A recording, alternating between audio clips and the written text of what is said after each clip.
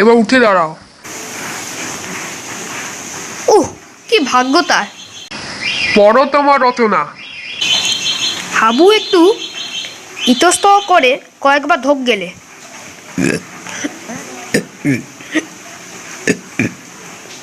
আহ, দেরি করছো কেন?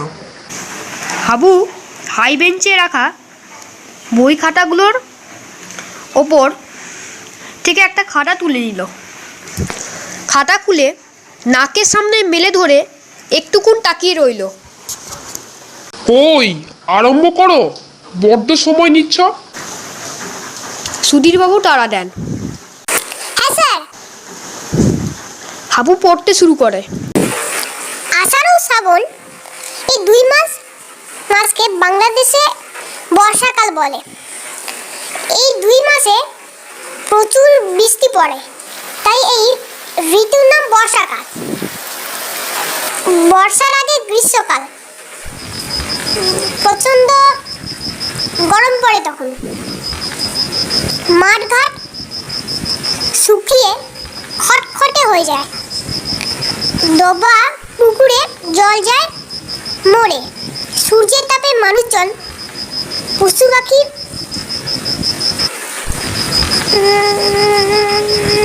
গাছপালা সবাই হাঁসফাঁস করতে থাকে। মাঝে মাঝে ঝড় বৃষ্টি হয় বটে, তবে বৃষ্টি 2-1 পশলা, ঝড়ের দাপটটাই হয় বেশি। জ্যৈষ্ঠের শেষে আকাশে কালো কালো মেঘ জমতে শুরু করে।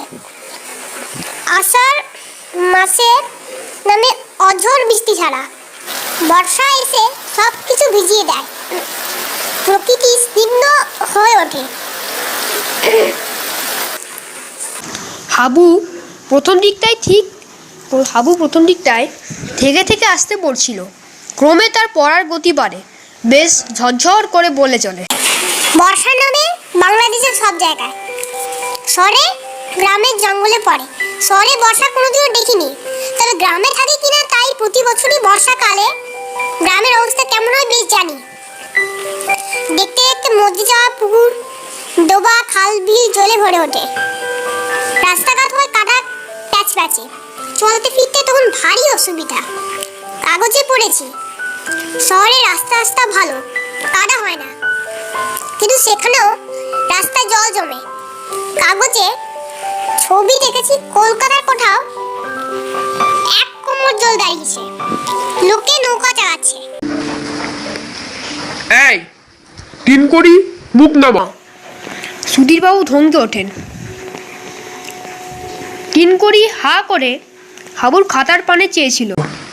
তৎক্ষণাৎ খান নামাও। হাবু চমকে পড়া বন্ধ করে। তারপর সুধীরবাবু চেয়ারে হেলান দিয়ে আরাম করে বসেন। হাবু আরম্ভ করতে একটু দেরি করে, খাতার উপর চোখ রেখে দাঁড়িয়ে থাকে। কি হলো? নিশ্চয়ই নিজে হাতের লেখা নিজেই পড়তে পারছে না। না, বকেও হাতের লেখার উন্নতি করা গেল না ছেলেটার। সুধীরবাবু ভাবেন। হাবু আবার পড়ে। তবে বর্ষাকালে চাষিদের ভারী ফুর্তি। বৃষ্টি ভালো হলে চাষ ভালো হবে, অনেক ফসল উঠবে ঘরে। যে বছরে বৃষ্টি কম হয় সেবার তাদের মাথায় হাট। বাগদিপাড়ার রামু অনাবৃষ্টির বছরে আমাদের গলা থেকে ধান নিয়ে যায়, নলে যে তার ছেলে বউ না খেতে মরবে। বেশি বৃষ্টি আবার বিপদ আছে, নদীতে বন্যা হয়। আগের বছর আমাদের গায়ের পাশে খরস্রোতা নদীতে বান ডাকলো, 2 পাশের মাঠ ভেসে গেল, কত শস্যকে ডুবে নষ্ট হলো।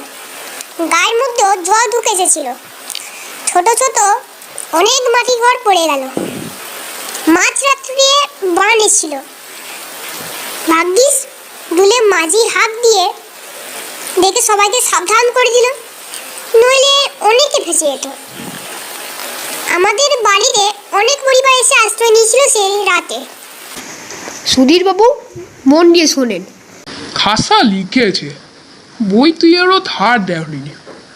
সব নিজের অভিজ্ঞতা। ভাষাটিও সুন্দর। ছেলেটি চর্চা রাখলে বড় হয় নির্ঘাত সাহিত্যিক হবে।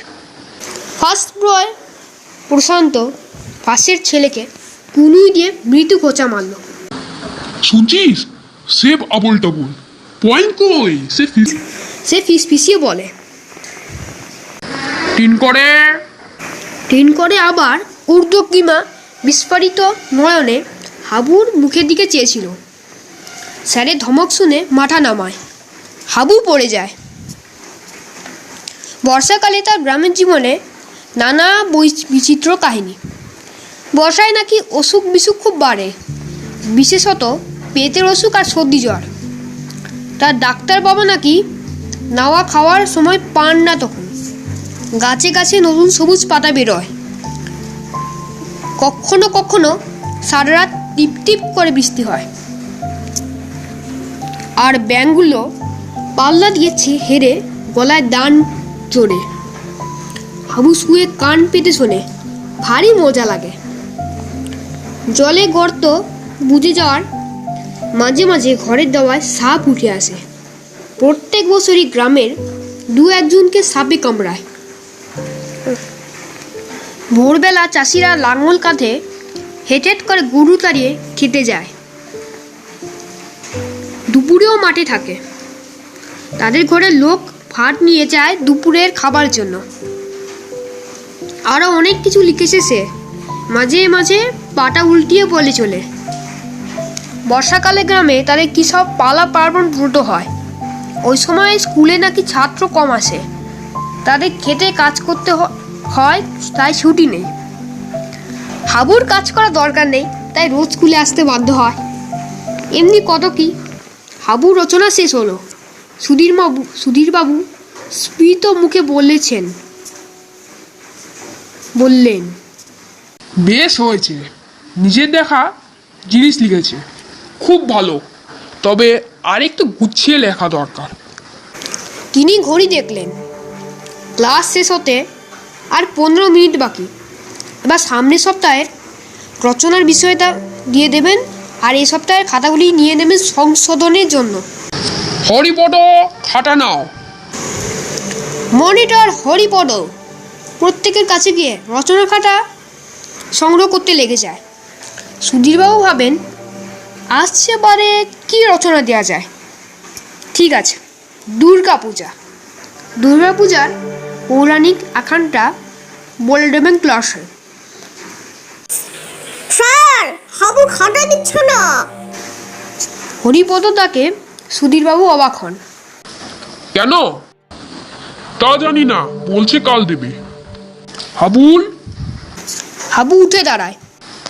খাতা দিচ্ছ না কেন? হাবুর মুখে কথা নেই। কি উত্তর দাও।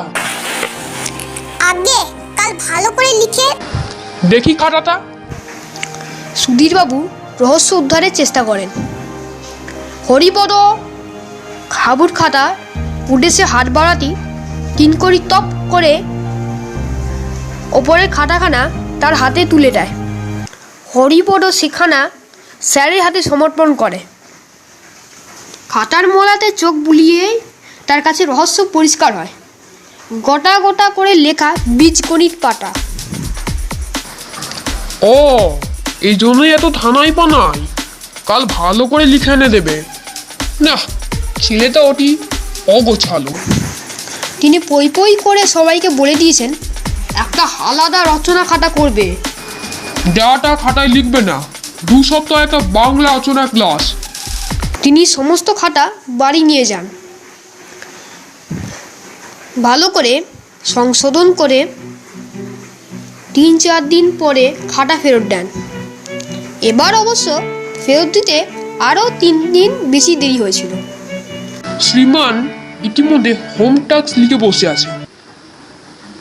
তাড়াতাড়ি লিখেছে, খুব ভালো কথা, কিন্তু তা বলে অঙ্ক খাতায় লিখবে? কোনো আলগা কাগজে বা রাগ খাতায় লিখতে পারত।